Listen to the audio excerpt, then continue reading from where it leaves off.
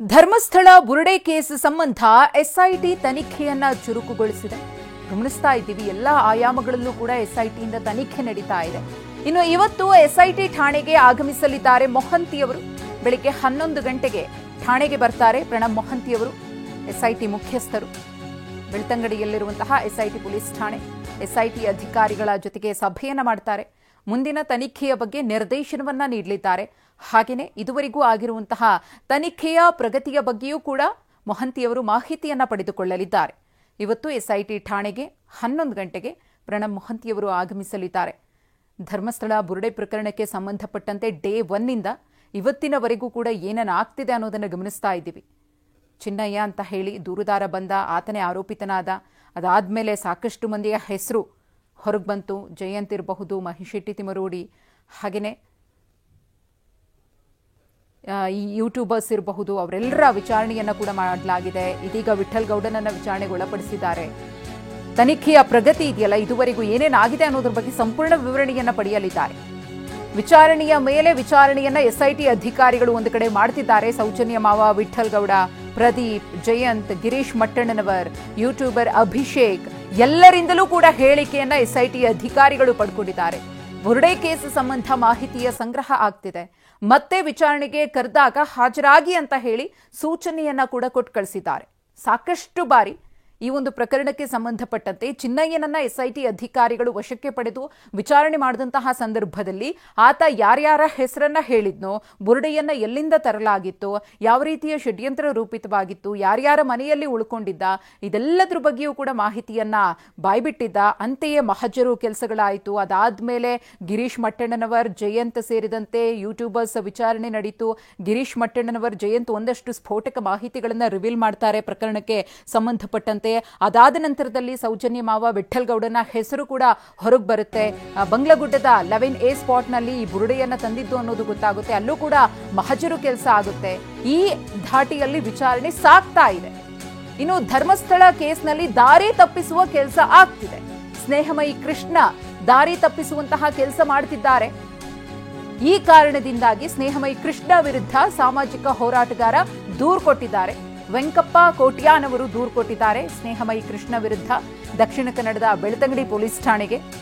ಸೌಜನ್ಯಳಿಗೆ ನ್ಯಾಯ ಒದಗಿಸ್ತೀನಿ ಅಂತ ದುರುದ್ದೇಶಪೂರಿತವಾಗಿ ಒಂದಷ್ಟು ಆರೋಪವನ್ನು ಮಾಡ್ತಿದ್ದಾರೆ ಸ್ನೇಹಮಯಿ ಕೃಷ್ಣ. ಸ್ನೇಹಮಯಿಯನ್ನ ವಿಚಾರಣೆ ಮಾಡಬೇಕು ಅಂತ ಹೇಳಿ ದೂರುದಾರ ಒತ್ತಾಯ ಮಾಡ್ತಿದ್ದಾರೆ. ಸೌಜನ್ಯಾಳನ್ನ ಕೊಲೆ ಮಾಡಿದ್ದೇ ವಿಠಲ್ ಗೌಡ ಅಂತ ಹೇಳಿ ಸ್ನೇಹಮಯಿ ಕೃಷ್ಣ ಆರೋಪ ಮಾಡಿದ್ರು. ಅದಕ್ಕೆ ಸಂಬಂಧಪಟ್ಟಂತಹ ದಾಖಲೆಗಳು ನನ್ನ ಹತ್ರ ಇದೆ, ಸಾಕ್ಷ್ಯಗಳು ನನ್ನ ಹತ್ರ ಇದೆ. ವಿಚಾರಣೆಗೆ ಕರೆದರೆ ನಾನು ಖಂಡಿತವಾಗಿಯೂ ಕೂಡ ಹೋಗ್ತೀನಿ ಅಂತ ಸ್ನೇಹಮಯಿ ಕೃಷ್ಣ ಹೇಳಿದ್ರು. ಇದೇ ವಿಚಾರಕ್ಕೆ ಸಂಬಂಧಪಟ್ಟಂತೆ ಈ ಸ್ನೇಹಮಯಿ ಕೃಷ್ಣ ಅವರ ಎಂಟ್ರಿಯಿಂದ ಈ ಧರ್ಮಸ್ಥಳ ಪ್ರಕರಣ ದಿಕ್ಕು ತಪ್ತಾ ಇದೆ, ಹಾದಿ ತಪ್ತಾ ಇದೆ. ಹಾಗಾಗಿ ಈತನನ್ನೇ ಮೊದಲು ವಿಚಾರಣೆಗೆ ಒಳಪಡಿಸಿ ಅಂತ ಹೇಳಿ ವೆಂಕಪ್ಪ ಕೋಟ್ಯಾನವರು ಒತ್ತಾಯಿಸಿದ್ದಾರೆ ದೂರು ಕೊಡೋ ಮೂಲಕ. ಈ ಕುರಿತು ಮತ್ತಷ್ಟು ಮಾಹಿತಿಯನ್ನ ಕೊಡ್ತಾರೆ ನಮ್ಮ ಪ್ರತಿನಿಧಿ ಅಶೋಕ್. ಗಮನಿಸ್ತಾ ಇದ್ದೀವಿ, ಧರ್ಮಸ್ಥಳ ಬುರುಡೆ ಪ್ರಕರಣಕ್ಕೆ ಸಂಬಂಧಪಟ್ಟಂತೆ ಡೇ 1ನಿಂದ ಇದುವರೆಗಿನ ತನಿಖೆ ಹೇಗೆ ನಡೀತಾ ಇದೆ, ಮುಂದೆ ಹೇಗೆ ನಡೆಯುತ್ತೆ ಅನ್ನೋ ಕುತೂಹಲವೂ ಕೂಡ ಇದೆ. ಅದರ ಜೊತೆಗೆ ಇವತ್ತು ಎಸ್ಐಟಿ ಮುಖ್ಯಸ್ಥರಾಗಿರುವ ಪ್ರಣಬ್ ಮೊಹಂತಿಯವರು ಕೂಡ ಬರ್ತಿದ್ದಾರೆ 11 ಗಂಟೆಗೆ. ಹೇಗಿರುತ್ತೆ ಇವತ್ತಿನ ಒಂದು ವಿಚಾರಣೆಯ ಧಾಟಿ ಇರಬಹುದು ಅಥವಾ ಪಡೆದುಕೊಳ್ಳುವಂತಹ ಮಾಹಿತಿ ಇರಬಹುದು? ಹೌದು ಮಧುಶ್ರೀ, ಈಗಾಗಲೇ ಧರ್ಮಸ್ಥಳ ಬುರುಡೆ ಪ್ರಕರಣಕ್ಕೆ ಸಂಬಂಧಪಟ್ಟಂತೆ ಎಸ್ಐಟಿ ಅಧಿಕಾರಿಗಳು ತೀವ್ರತರವಾದ ವಿಚಾರಣೆಯನ್ನು ಕೂಡ ನಡೆಸುತ್ತಿರುವಂತದ್ದು ಈಗಾಗಲೇ ಅಂತಿಮ ಹಂತಕ್ಕೆ ಬರ್ತಾ ಇದೆ. ಸೊ ಹೀಗಾಗಿ ಇವತ್ತು ಎಸ್ಐಟಿ ಮುಖ್ಯಸ್ಥರಾಗಿರ್ತಕ್ಕಂಥ ಪ್ರಣಬ್ ಮೊಹಂತಿ ಅವರು ಕೂಡ ಇವತ್ತು ಬೆಳ್ತಂಗಡಿ ಎಸ್ಐಟಿ ಪೊಲೀಸ್ ಠಾಣೆಗೆ ಬರ್ತಾರೆ. ಬೆಳಿಗ್ಗೆ 11 ಗಂಟೆ ಸುಮಾರಿಗೆ ಅವರು ಬಂದು ಎಸ್ಐಟಿ ಅಧಿಕಾರಿಗಳ ಜೊತೆ ಸಭೆಯನ್ನು ಕೂಡ ಮಾಡ್ತಾರೆ. ಈವರೆಗೆ ಆಗಿರ್ತಕ್ಕಂಥ ತನಿಖೆಯಲ್ಲಿ ಆಗಿರ್ತಕ್ಕಂಥ ಪ್ರಗತಿಯ ಬಗ್ಗೆ ಕೂಡ ಮಾಹಿತಿಯನ್ನು ಪಡೀಲಿಕ್ಕಿದ್ದಾರೆ ಮತ್ತು ಮುಂದಿನ ದಿನಗಳಲ್ಲಿ ಅಂದ್ರೆ ಯಾವ ರೀತಿಯಾಗಿ ತನಿಖೆಯನ್ನು ನಡೆಸಬೇಕು ಅನ್ನುವಂತ ನಿಟ್ಟಿನಲ್ಲಿ ಅಧಿಕಾರಿಗಳಿಗೆ ನಿರ್ದೇಶನವನ್ನು ಕೂಡ ನೀಡಲಿಕ್ಕಿದ್ದಾರೆ. ಈಗಾಗಲೇ ಸೌಜನ್ಯ ಮಾವ, ವಿಠಲ್ ಗೌಡ ಅವರು ಹೇಳಿರುವಂತೆ ಬಂಗ್ಲೆಗುಡ್ಡೆಯಲ್ಲಿ ಇನ್ನಷ್ಟು ಮಾನವನ ಕಳೆಬರಗಳಿದೆ ಎನ್ನುವಂತ ಆರೋಪವನ್ನು ಅವ್ರು ಮಾಡಿದ್ದಾರೆ. ಸೊ ಅವರ ಹೇಳಿಕೆಗೆ ಸಂಬಂಧಪಟ್ಟಂತೆ ಮುಂದಿನ ಕಾರ್ಯಾಚರಣೆಯನ್ನು ಏನಾದ್ರು ಮಾಡ್ತಾರಾ, ಸೊ ಯಾವ ರೀತಿಯಾಗಿ ಇರ್ಬೇಕೆನ್ನುವಂತ ನಿಟ್ಟಿನಲ್ಲಿ ಒಂದು ಬ್ಲೂ ಪ್ರಿಂಟ್ ಅನ್ನು ಕೂಡ ರೆಡಿ ಮಾಡ್ಲಿಕ್ಕಿದ್ದಾರೆ. ಈ ನಡುವೆ ಈಗಾಗಲೇ ಕಳೆದ ಕೆಲ ದಿವಸಗಳಿಂದ ಪ್ರಮುಖವಾಗಿ ಜಯಂತ್ ಇರ್ಬೋದು, ಗಿರೀಶ್ ಮಟ್ಟಣ್ಣ ಇರ್ಬೋದು, ವಿಠಲ್ ಗೌಡ ಇರ್ಬೋದು ಮತ್ತು ಪ್ರದೀಪ್ ಸೇರಿದಂತೆ ಅಭಿಷೇಕ್, ಯೂಟ್ಯೂಬರ್ ಅಭಿಷೇಕ್ ಅವರ ವಿಚಾರಣೆ ಕೂಡ ನಡೆದಿದೆ. ಸೊ ಈಗಾಗಲೇ ಇವರೆಲ್ಲರ ಒಟ್ಟು ಹಂತದ ವಿಚಾರಣೆ ಪೂರ್ತಿಗೊಳಿಸಲಾಗಿದೆ. ಸೊ ನಿನ್ನೆ ಕೂಡ 5 ಜನ ವಿಚಾರಣೆಗೆ ಹಾಜರಾಗಿದ್ರು. ಸೊ ಎಲ್ಲರ ಸ್ಟೇಟ್ಮೆಂಟ್ ಗಳನ್ನು ಕೂಡ ಈಗಾಗಲೇ ಎಸ್ಐಟಿ ಅಧಿಕಾರಿಗಳು ಪಡ್ಕೊಂಡಿದ್ದಾರೆ. ಮತ್ತೆ ನಿನ್ನೆ ಅವರನ್ನು ವಾಪಸ್ ಕಳಿಸಿದ್ದಾರೆ. ಮುಂದೆ ಯಾವಾಗ ವಿಚಾರಣೆಗೆ ಕರಿತೀವಿ ಆ ಟೈಮಲ್ಲಿ ನೀವು ಬರ್ಬೇಕೆನ್ನುವಂತ ನಿಟ್ಟಿನಲ್ಲಿ ಅವರಿಗೆ ನೋಟಿಸ್ ಅನ್ನು ಕೂಡ ನೀಡಿ ಕಳಿಸಿದ್ದಾರೆ. ಹೀಗಾಗಿ ಇವ್ರು ಯಾರು ಕೂಡ ಇವತ್ತು ಬರೋದಿಲ್ಲ, ಆದ್ರೆ ಅಧಿಕಾರಿಗಳು ಮಾತ್ರ ಇರ್ತಾರೆ. ಸೊ SIT ತನಿಖಾಧಿಕಾರಿ ಆಗಿದ್ದ ಜಿತೇಂದ್ರ ದಯಾಮ ಅವರು ಸೇರಿದಂತೆ ಬೇರೆ ಬೇರೆ ಹಂತದ ಅಧಿಕಾರಿಗಳು ಇರ್ತಾರೆ. ಸೊ ಅವರ ಜೊತೆ ಕೂಡ ಪ್ರಣವ್ ಮೋಹಂತಿ ಅವರೊಂದು ಸಭೆಯನ್ನು ಕೂಡ ಮಾಡ್ಲಿಕ್ಕಿದ್ದಾರೆ. ಹೀಗಾಗಿ ಈ ಪ್ರಕರಣದ ನಡುವೆ ಸ್ನೇಹಮಯಿ ಕೃಷ್ಣ ಕೂಡ ಈ ಪ್ರಕರಣದಲ್ಲಿ ಎಂಟ್ರಿ ಆಗಿದ್ರು. ಸಾಮಾಜಿಕ ಹೋರಾಟಗಾರರಾಗಿದ್ದ ಸ್ನೇಹಮಯಿ ಕೃಷ್ಣ ಸೌಜನ್ಯ ಮಾವ ವಿಠಲ್ ಗೌಡ ವಿರುದ್ಧ ಒಂದು ಗಂಭೀರವಾದಂತಹ ಆರೋಪವನ್ನು ಕೂಡ ಮಾಡಿದ್ರು. 2012ರಲ್ಲಿ ಕೊಲೆಯಾದಂತಹ ಸೌಜನ್ಯ ಏನು ಕೊಲೆ ಪ್ರಕರಣ ಇದೆ. ಸೊ ಈ ಕೊಲೆ ಪ್ರಕರಣದಲ್ಲಿ ಸೌಜನ್ಯ ಮಾವ ವಿಠಲ್ ಗೌಡ ಅವರೇ ನೇರವಾಗಿ ಅವರ ಕೈವಾಡ ಇದೆ ಅನ್ನುವಂತ ಆರೋಪವನ್ನು ಮಾಡಿದ್ರು ಮತ್ತು ವಿಠಲ್ ಗೌಡ ಅವರೇ ಸೌಜನ್ಯ ಅವರನ್ನು ಕೊಲೆ ಮಾಡಿದ್ದಾರೆ ಎನ್ನುವಂತ ಆರೋಪವನ್ನು ಮಾಡಿದ್ರು.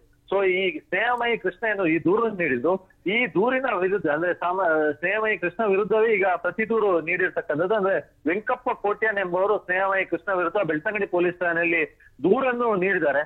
ಸೊ ಅವರು ನೀಡಿರ್ತಕ್ಕಂಥ ದೂರು ಅರ್ಜಿಯಲ್ಲಿ ಉಲ್ಲೇಖ ಮಾಡಿರೋದು ಏನಂತಂದ್ರೆ, ಈ ಸೌಜನ್ಯಗಳಿಗೆ ನ್ಯಾಯ ಒದಗಿಸುವ ಈ ಒಂದು ಹೋರಾಟ ಏನಿದೆ ಇದರ ಒಂದು ದಾರಿ ತಪ್ಪಿಸುವ ನಿಟ್ಟಿನಲ್ಲಿ ಸ್ನೇಹಮಯಿ ಕೃಷ್ಣ ದುರುದ್ದೇಶವನ್ನು ಹೊಂದಿದ್ದಾರೆ. ಹೀಗಾಗಿ ಯಾವುದೇ ಆಧಾರ ರಹಿತವಾಗಿ ಏನು ವಿಠಲ್ ಗೌಡ ವಿರುದ್ಧ ಈ ರೀತಿಯಾಗಿ ಒಂದು ದೂರನ್ನು ನೀಡಿದ್ದಾರೆ. ಸೊ ಹೀಗಾಗಿ ಮೈಸೂರಿನಿಂದ ಸ್ನೇಹಮಯಿ ಕೃಷ್ಣ ಅವರನ್ನು ಕರೆಸಿ ಈ ರೀತಿಯಾಗಿ ದೂರು ನೀಡಿದಂತೆ ಪ್ರಚೋದಿಸಿದವರು ಯಾರು, ಇದರ ಹಿಂದೆ ಯಾರಿದ್ದಾರೆ, ಸೊ ಸ್ನೇಹಮಯಿ ಕೃಷ್ಣ ಅವರನ್ನು ಕರೆಸಿ ವಿಚಾರಣೆ ಮಾಡಬೇಕು. ಈ ಬಗ್ಗೆ ಸಮಗ್ರವಾದಂತಹ ವಿಚಾರಣೆ ಮಾಡಿ ಇದರ ಹಿಂದೆ ಇರ್ತಕ್ಕಂಥ ವ್ಯಕ್ತಿಗಳು ಯಾರೆಂಬುದನ್ನು ಪತ್ತೆ ಹಚ್ಚಬೇಕೆನ್ನುವಂತ ನಿಟ್ಟಿನಲ್ಲಿ ವೆಂಕಪ್ಪ ಕೋಟ್ಯಾನ್ ಅವರು ಬೆಳ್ತಂಗಡಿ ಪೊಲೀಸ್ ಠಾಣೆಗೆ ದೂರನ್ನು ನೀಡಿದ್ದಾರೆ. ಸದ್ಯ ಬೆಳ್ತಂಗಡಿ ಪೊಲೀಸರು ಈ ದೂರು ಅರ್ಜಿಯನ್ನು ಸ್ವೀಕರಿಸಿದ್ದಾರೆ. ಸೊ ಮುಂದಿನ ದಿನಗಳಲ್ಲಿ ಏನಾಗುತ್ತೆ ಎಂಬುದನ್ನು ಕಾದು ನೋಡ್ಬೇಕಾಗಿದೆ. ಧನ್ಯವಾದ ಅಶೋಕ್ ತಮ್ಮೆಲ್ಲ ಮಾಹಿತಿಗಾಗಿ.